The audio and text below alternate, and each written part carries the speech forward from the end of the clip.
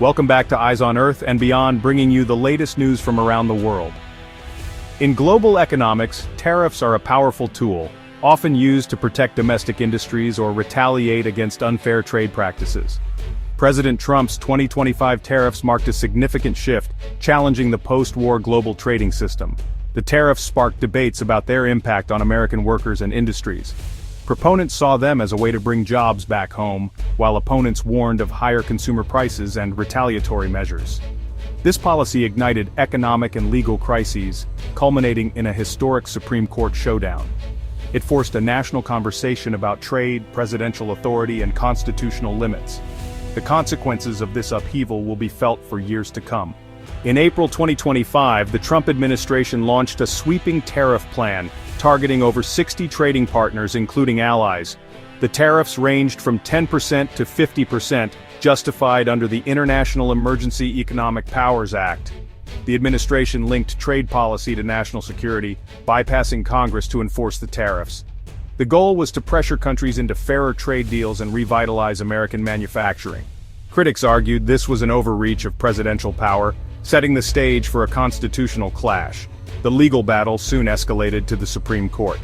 When the 2025 tariffs were enacted, their effects rippled through the American economy almost overnight. For millions of consumers and business owners, the changes were impossible to ignore. Prices on everyday essentials like groceries, clothing, and household goods began to climb. For families already watching every dollar, these increases meant making difficult choices at the checkout line. Many low- and middle-income households found their budgets stretched thinner than ever, sometimes forcing them to cut back on basics or dip into savings just to get by. Small businesses, the backbone of many communities, were hit especially hard. With the cost of imported materials and components rising, owners faced a tough dilemma: absorb the extra costs and risk shrinking profits, or pass them on to customers and risk losing business. For some, neither option was sustainable. The tariffs also triggered widespread supply chain disruptions. Delays at ports and shortages of key products became common, leaving store shelves emptier and businesses scrambling to find alternatives. These bottlenecks slowed down production and delivery, frustrating both companies and consumers. American farmers, already facing tight margins, were dealt another blow as other countries retaliated with tariffs of their own. Exports of crops and livestock plummeted, leaving produce unsold and equipment idle. Many rural communities felt the sting as local economies faltered. Instead of the promised job growth, many industries saw layoffs and closures. Workers who had hoped for new opportunities instead faced pink slips and uncertainty about the future. The tariffs, designed to protect American jobs, often had the opposite effect. Protests and rallies erupted as workers demanded answers and support, while factories that once bustled with activity fell silent. The economic shockwaves didn't stop at city limits. From bustling urban centers to quiet small towns, the impact was felt everywhere. Family-owned shops closed their doors, and once thriving main streets grew quiet. The tariffs exposed just how interconnected the world's economies have become. Economists debated the long-term effects, while business leaders scrambled to adapt to a new global reality. The consequences of these policies reached far beyond national borders, affecting trade routes and partnerships worldwide. For many American families, the unintended consequences of the tariffs were more than just numbers on a balance sheet. They were a daily struggle. As parents tried to shield their children from the stress, the harsh reality of economic uncertainty became a part of everyday life. When President Trump announced sweeping tariffs, the move sent shockwaves through the global community. Many saw it not just as a policy change, but as a direct economic attack and a dramatic departure from the traditional role of U.S. leadership in the world economy. The decision was met with confusion, concern, and in some cases outright anger from America's closest allies and trading partners. Countries like Canada and Germany, long-standing allies of the United States, felt blindsided and betrayed. In response, they acted quickly, imposing their own retaliatory tariffs on a range of American goods. These measures were not just symbolic, they were designed to hit key U.S. industries and send a clear message that such actions would not go unanswered. The European Union, too, targeted iconic American products, from motorcycles to whiskey, making it clear that the trade war would have real consequences for American businesses. Meanwhile, China and other major economies focused on U.S. agricultural exports, putting pressure on American farmers and rural communities. As these tit-for-tat measures escalated, uncertainty gripped global markets. Stock traders watched anxiously as volatility increased, and financial analysts began warning of a possible worldwide recession. The ripple effects of the trade war were felt far beyond the countries directly involved. Supply chains that had taken decades to build were suddenly thrown into chaos. Delays at ports became common, factories faced shortages of critical parts, and the cost of goods began to rise for businesses and consumers around the world. The tariffs also had a profound impact on America's geopolitical standing. As trust in U.S. reliability waned, allies began to look elsewhere, forging new trade agreements and partnerships that deliberately excluded the United States. The sense of isolation grew, with America increasingly left out of key diplomatic and economic discussions. The fractures in trust were visible, and the nation's reputation as a dependable partner was called into question. Decades of painstakingly built international commerce began to unravel. The interconnected web of global trade, once a symbol of cooperation, now showed signs of strain and fragmentation. The world's response underscored just how deeply intertwined modern economies had become.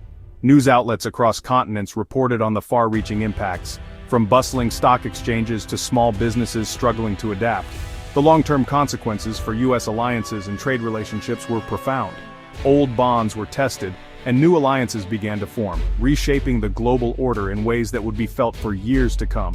In the end, the tariffs left a lasting mark on America's role in the world, altering its relationships, its economy, and its standing on the global stage. As soon as the tariffs were announced, legal challenges began to mount across the country.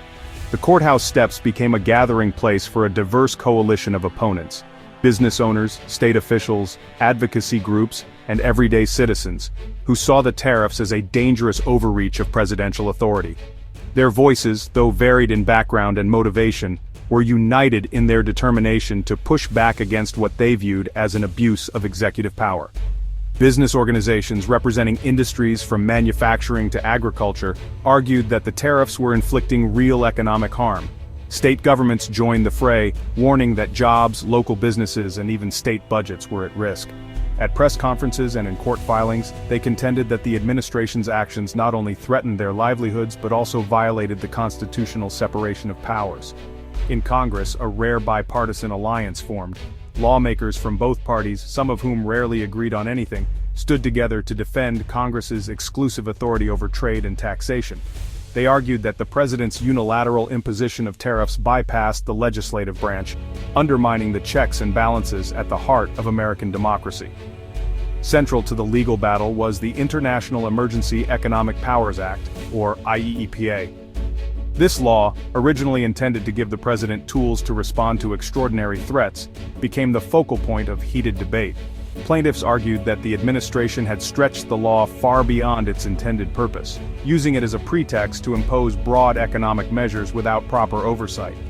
In a series of high-profile rulings, federal courts sided with the challengers. Judges emphasized that while the president has significant powers in times of emergency, those powers are not unlimited. The courts drew a clear distinction. The authority to regulate international commerce does not automatically grant the power to levy taxes, a responsibility reserved for Congress.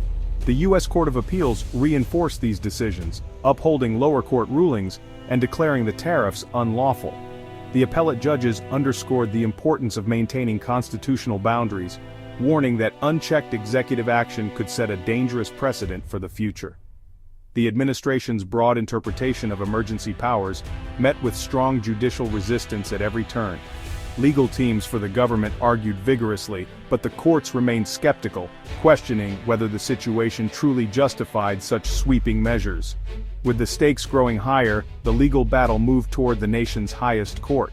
The Supreme Court, long seen as the final arbiter of constitutional disputes, prepared to weigh in on the limits of presidential authority in matters of trade and national security.